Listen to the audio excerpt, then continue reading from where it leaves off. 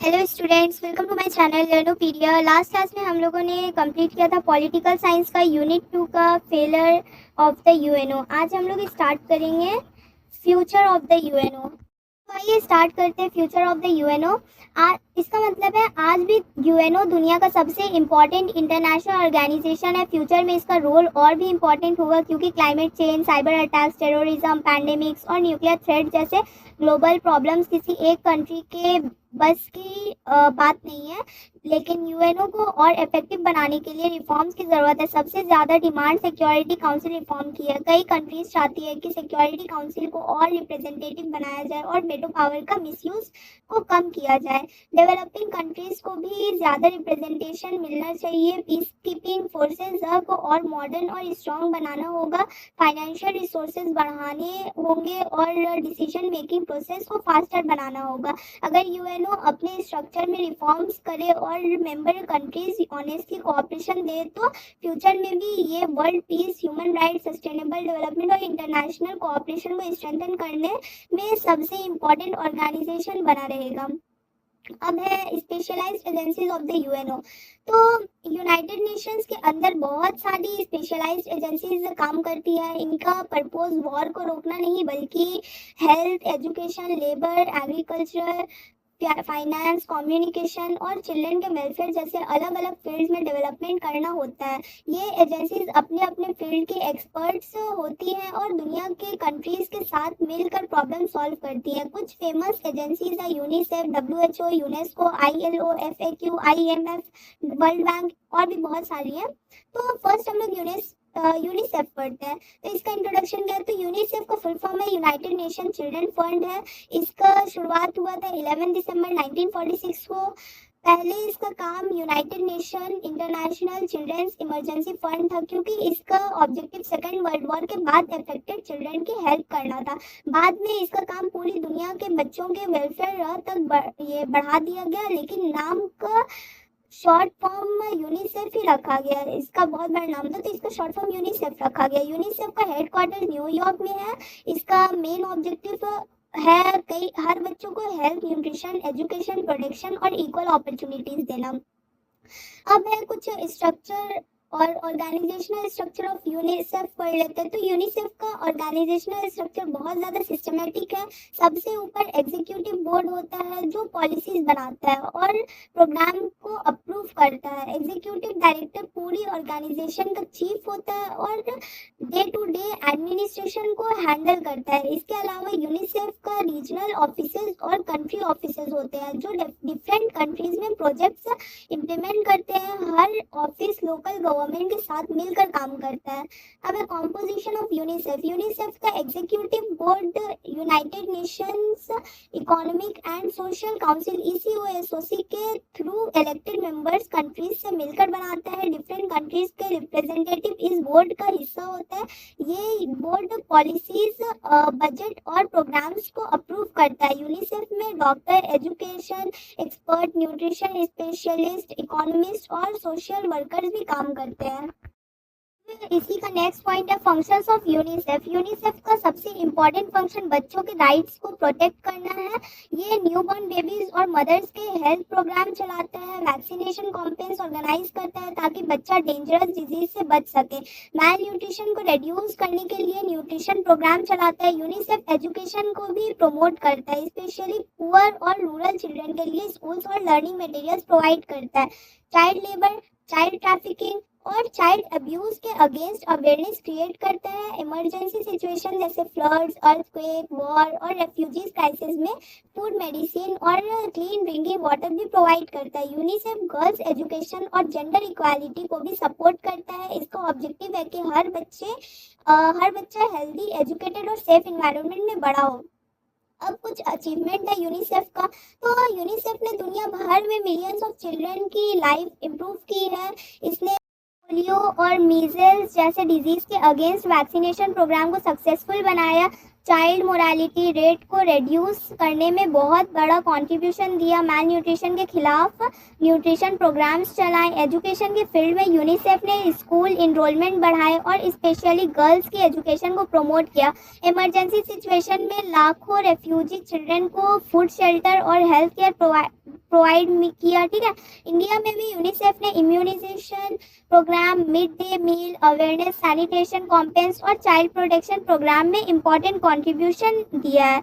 अब कुछ लिमिटेशंस है यूनिसेफ का। यूनिसेफ की अचीवमेंट बहुत इंपॉर्टेंट है, लेकिन इसकी कुछ लिमिटेशंस भी हैं। यूनिसेफ अपने फंड्स के लिए वॉलंटरी डोनेशंस पर डिपेंड करता है। अगर फंडिंग कम हो जाए तो प्रोग्राम इफेक्ट होता है। कई कंट्रीज में पॉलिटिकल इंस्टेबिलिटी और वॉर्स की वजह से यूनिसेफ अपने प्रोग्राम्स इफेक्टिवली इम्प्लीमेंट नहीं कर पाता। करप्शन और पुअर एडमिनिस्ट्रेशन भी कई बार प्रोजेक्ट्स को स्लो कर देते हैं।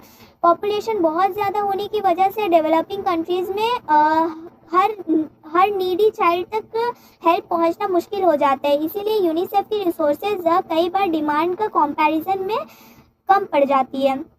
अब है यूनेस्को। तो यूनेस्को का इस्टेब्लिशमेंट हुआ था 16 नवंबर 1945 को। इसका हेडक्वार्टर पेरिस फ्रांस में है, जो फ्रांस में है। यूनेस्को का main objective education, science, culture और कम्युनिकेशन के थ्रू दुनिया में पीस और इंटरनेशनल अंडरस्टैंडिंग को बढ़ावा देना है। यूनेस्को का मानना है कि अगर लोग एजुकेटेड होंगे तो एक दूसरे की कल्चर को समझेंगे तो वॉर्स और कॉन्फ्लिक्ट्स कम होंगे। अब है कॉम्पोजिशन ऑफ यूनेस्को। यूनेस्को के मेंबर्स यूनाइटेड नेशन के मेंबर कंट्रीज होते हैं। इसका 3 मेन ऑर्गन्स होते हैं, जनरल कॉन्फ्रेंस, एग्जीक्यूटिव बोर्ड और सेक्रेटरीट जनरल कॉन्फ्रेंस। सबसे बड़ा पॉलिसी मेकिंग ऑर्गन है। सेक्रेटरीट जनरल कॉन्फ्रेंस जो है वो सबसे बड़ा पॉलिसी मेकिंग ऑर्गन है।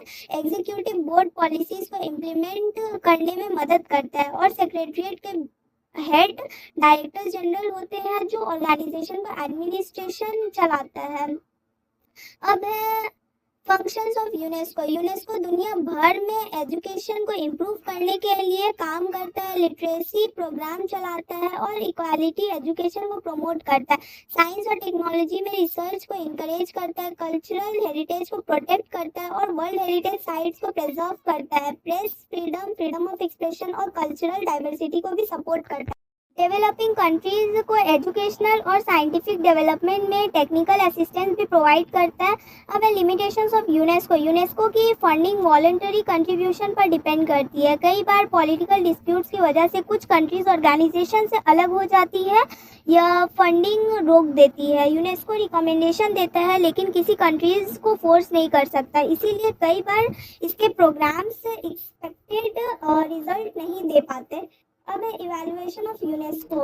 यूनेस्को ने एजुकेशन और कल्चरल प्रिजर्वेशन के फील्ड में रिमार्केबल कंट्रीब्यूशन दिया है। वर्ल्ड हेरिटेज प्रोग्राम और लिटरेसी कॉम्पेंस उसकी सबसे बड़ी अचीवमेंट है। हालांकि पॉलिटिकल और फाइनेंशियल प्रॉब्लम्स की वजह से कुछ लिमिटेशंस हैं, फिर भी यूनेस्को दुनिया की सबसे इम्पोर्टेंट एजुकेशनल और कल्चरल ऑर्गेनाइजेशंस मानी जाती है। अब है WHO।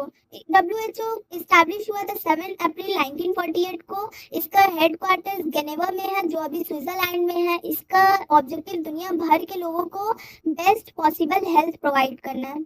अब कॉम्पोजिशन ऑफ यूनेस्को। WHO में लगभग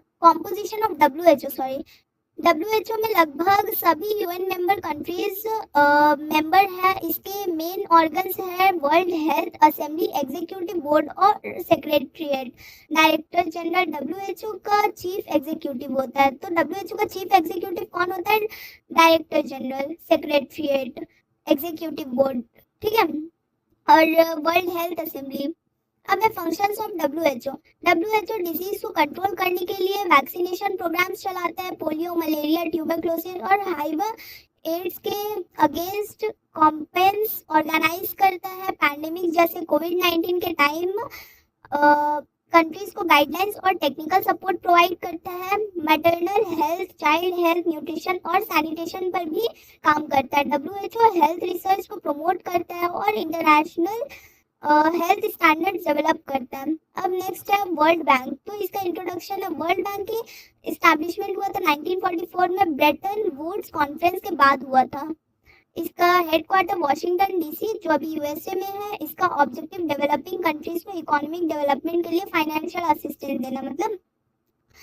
मतलब आगे पढ़ेंगे तो organisation of the World Bank. तो वर्ल्ड बैंक का मेन ऑर्गन है board of governors, board of executive directors और प्रेसिडेंट। हर मेंबर कंट्री का एक गवर्नर होता है, एग्जीक्यूटिव डायरेक्टर डेली एडमिनिस्ट्रेशन देखते हैं और प्रेसिडेंट पूरी इंस्टीट्यूशन को लीड करता है। अब है objective and function of the World bank. World bank developing countries को रोड, डैम, स्कूल्स, हॉस्पिटल और इंफ्रास्ट्रक्चर बनाने के लिए लोन देता है। पॉवर्टी रिडक्शन, एम्प्लॉयमेंट जनरेशन और सस्टेनेबल डेवलपमेंट को प्रमोट करता है। एग्रीकल्चर, एजुकेशन, हेल्थ केयर और इन्वायरमेंटल प्रोटेक्शन के प्रोजेक्ट्स को फाइनेंस करता है। टेक्निकल एडवाइस और पॉलिसी गाइडेंस भी प्रोवाइड करता है। अब हमारे नेक्स्ट है limitation of the World bank. इसका कुछ लिमिटेशंस भी पढ़ लेते हैं। तो वर्ल्ड बैंक के लोन्स के साथ कई बार स्ट्रिक्ट कंडीशंस होती हैं। डेवलपिंग कंट्रीज पर डेब्ट का बर्डन बढ़ सकता है। क्रिटिक्स कहते हैं कि कभी कभी डेवलप्ड कंट्रीज का इन्फ्लुएंस ज्यादा होता है और पुअर कंट्रीज की प्रायोरिटीज को उतनी इम्पोर्टेंस नहीं मिलती। अब हमारे नेक्स्ट है आईएमएफ। इसका फुल फॉर्म है इंटरनेशनल मॉनेटरी फंड। तो आईएमएफ का एस्टैब्लिशमेंट हुआ था 1944 के ब्रेटन वुड्स कॉन्फ्रेंस में हुआ और 1945 से काम शुरू हुआ। इसका हेडक्वार्टर वॉशिंगटन डीसी जो अभी यूएसए में है। आईएमएफ का मेन ऑर्गन है board of governors, executive board, managing director और सेक्रेटरीट। हर मेंबर कंट्री का एक गवर्नर होता है। मैनेजिंग डायरेक्टर आईएमएफ का चीफ एग्जीक्यूटिव होता है। Objective and function of the IMF. Objective and function of the IMF में आईएमएफ का main objective international monetary cooperation को प्रमोट करना और ग्लोबल फाइनेंस स्टेबिलिटी को मेंटेन करना है।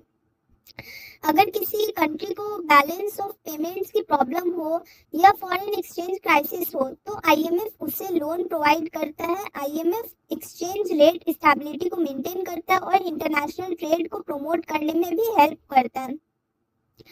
इकोनॉमिक रिफॉर्म्स और फाइनेंशियल पॉलिसीज के लिए टेक्निकल एडवाइस भी देता है। अब कुछ लिमिटेशन है आईएमएफ का। तो आईएमएफ के लोन्स के साथ स्ट्रिक्ट इकोनॉमिक कंडीशंस होती हैं, जैसे गवर्नमेंट एक्सपेंडिचर कम करना, सब्सिडाइज रिड्यूस करना या टैक्स रिफॉर्म्स लेना। कई डेवलपिंग कंट्रीज कहते हैं कि इन कंडीशंस की वजह से कॉमन पीपल पर बर्डन बढ़ सकता है। आईएमएफ पर डेवलप कंट्रीज का इन्फ्लुएंस की क्रिटिसिज्म भी होती है। इसी वजह से कई बार आईएमएफ की पॉलिसीज को कंट्रोवर्शियल माना जाता है। तो यहाँ से हमारा चैप्टर कंप्लीट हो जाता है, चैप्टर 2 पॉलिटिकल साइंस का। आई होप कि आप लोगों को चैप्टर 2 समझ आ गया होगा अच्छे से। अगर वीडियो हेल्पफुल लगी हो तो इसे लाइक शेयर एंड सब्सक्राइब करें।